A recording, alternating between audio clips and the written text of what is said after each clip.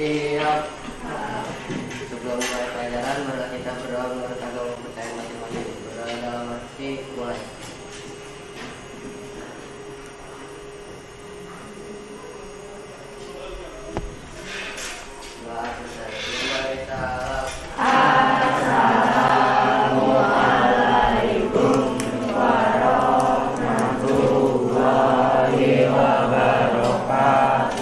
Waalaikumsalam warahmatullahi wabarakatuh.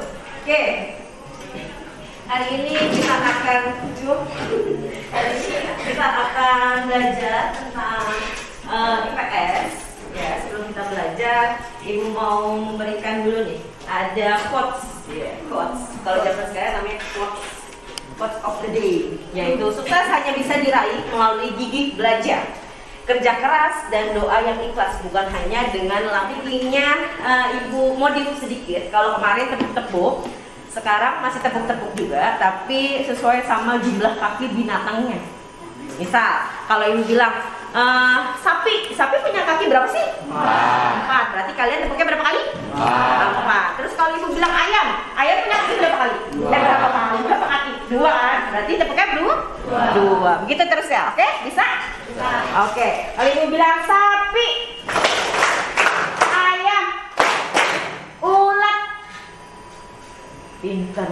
Ulat kenapa nggak tepuk?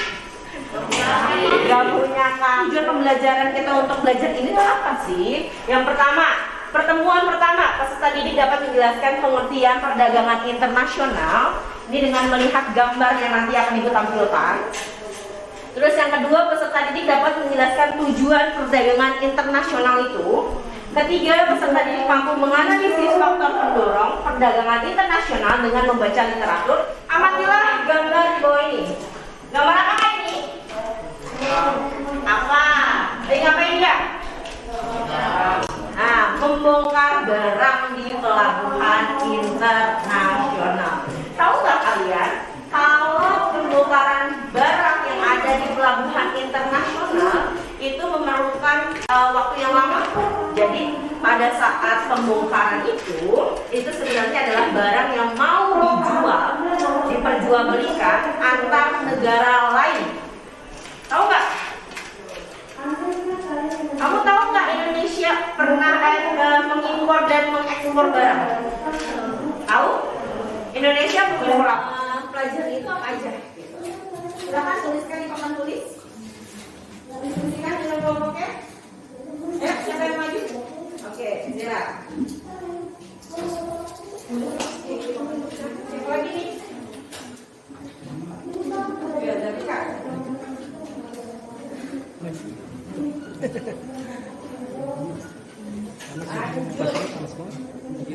Siapa lagi? Oke. Sudah dituliskan sama teman-teman kamu terkait dengan rumusan pertanyaan perdagangan internasional. Ada 4. Yang pertama, apa yang dimaksud dengan perdagangan internasional? Apa saja faktor yang mempengaruhi perdagangan internasional? Ketiga, adakah hambatan dalam perdagangan internasional? Keempat, kenapa negara Indonesia mengimpor minyak ke negara lain? Padahal kita adalah salah satu penghasil minyak. Oke, yuk. Silakan kalian buat kelompok, lalu kalian diskusikan berdasarkan pertanyaan-pertanyaan yang sudah dituliskan di LKPD yang akan dibagikan.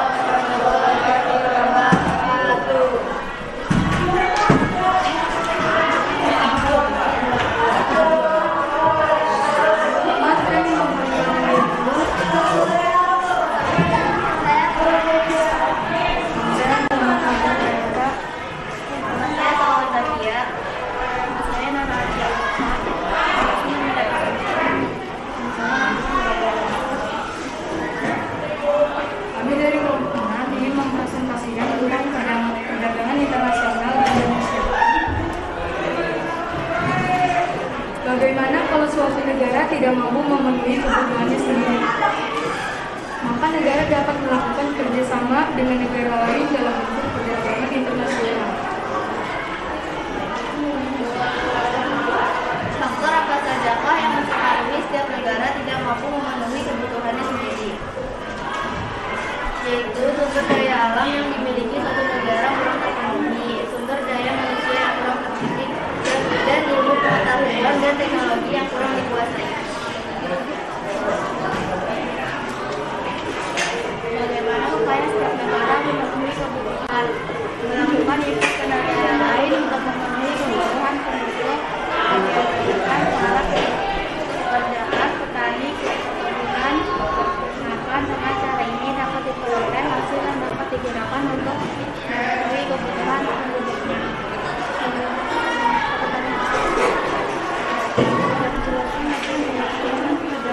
Suaranya dikerasin, nak? Nggak kedengeran. Jelaskan apa yang perdagangan internasional merupakan suatu aktivitas perdagangan yang dilakukan oleh dua negara yang berbeda. Analisislah faktor pendorong dan faktor penghambat terjadinya perdagangan internasional.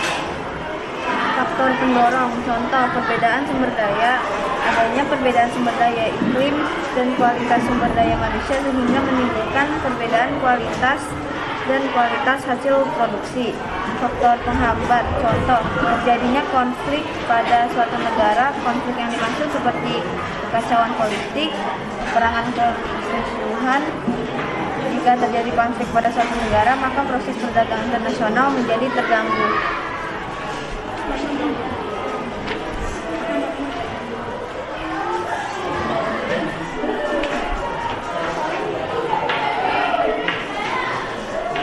Kenapa negara Indonesia mengimpor minyak ke negara lain? Karena ketidakseimbangan permintaan minyak kita untuk kebutuhan domestik. Banyak.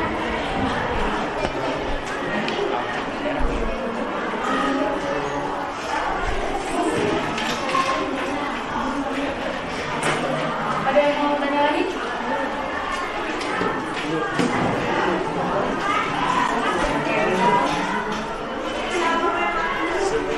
Faktor pendorong kegiatan perdagangan internasional. Apa tadi? Rama nanya apa? Sebutkan faktor pendorong kegiatan perdagangan internasional. Faktor pendorongnya apa aja? Ya. Sama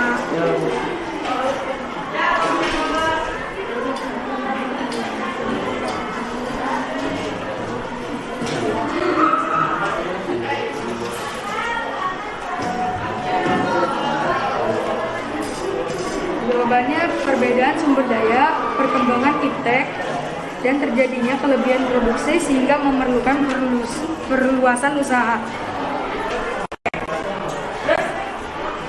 Ada yang mau bertanya? Oke, ayo Andrea. Andrea mau bertanya. Sebutkan hambatan dari perdagangan internasional. Hambatannya apa saja tadi?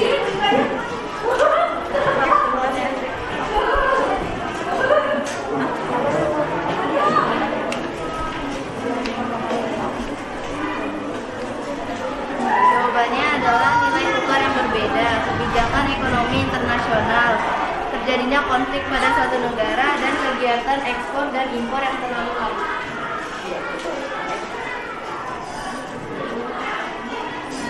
Sekian dari kami. Kalau ada yang kesalahan, mohon dimaafkan. Wassalamualaikum warahmatullahi wabarakatuh. Artinya perdagangan internasional bertujuan untuk meningkatkan total nilai dari produksi barang maupun jasa yang dijual oleh suatu negara pada negara lain pada periode 1 tahun. Jadi kita kalau devisa suatu negara ini tinggi, boleh itu devisa itu kekayaan negara kita.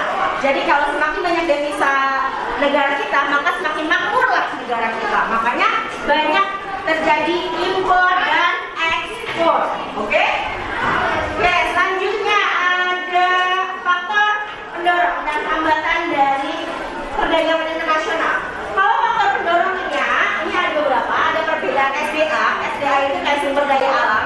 Kayak di Indonesia, SDA kita kan banyak kan, ada hutan,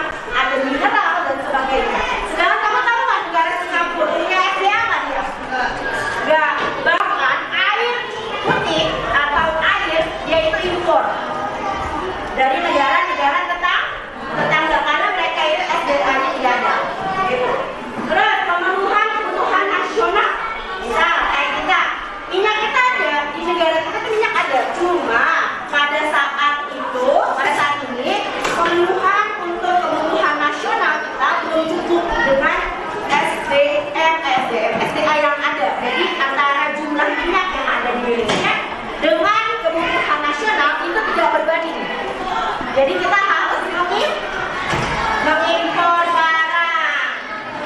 Oke, yang terakhir ada penghematan biaya produksi. Nah, hambatannya apa saja sih Bu? Ada nilai tukar yang berbeda, ada kebijakan internasional, ada terjadinya konflik dan kualitas SDM yang rendah. Jadi kualitas SDM dari negara suatu negara, dari negara A, negara B, dan negara C itu juga mempengaruhi perdagangan internasional. Ya. Terus ada juga konflik. Pernah nggak kamu tahu negara yang berkonflik? Salah satunya negara apa? Palestina, dan kemarin Rusia.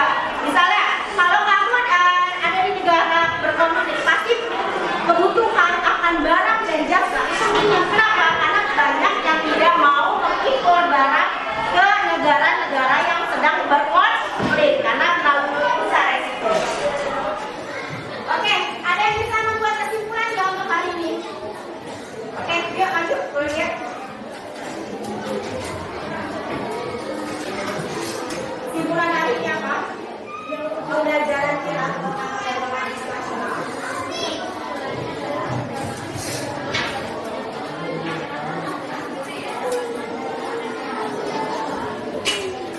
Oke, kita terus belajar ya. Oke, thank you.